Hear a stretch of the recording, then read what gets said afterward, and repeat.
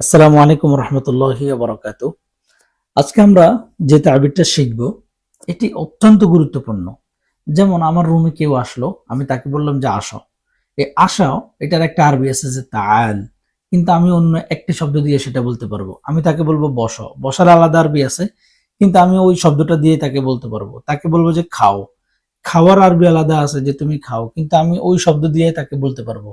তাহলে সেই শব্দটা কি? আরো অনেক ক্ষেত্রে আপনি ব্যবহার করতে পারবেন। সেটা হচ্ছে তাফাদ্দল। সেটা কি? তাফাদ্দল। তাফাদ্দল মানে হচ্ছে আসো, তাল। তাফাদ্দল মানে হচ্ছে ইজলিস, বসো।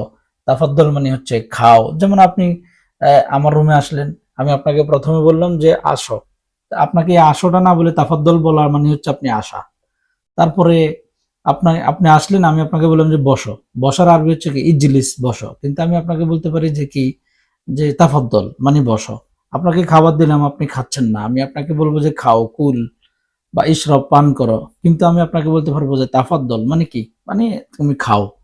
অনেক ক্ষেত্রে যেমন আপনি আপনি আর আমি দুজন একসাথে বের হইছি। এখন আমি আপনাকে বললাম যে আপনি আগে বের হন। তা আপনি আগে বের হন, তাকাদ্দাম। আমি আপনাকে বলবো যে তুমি আগে যাও। কিন্তু এটা না বলে আমি বলতে পারবো তাফাদ্দল। এর মানে হচ্ছে যে তুমি কি? আগে যাও।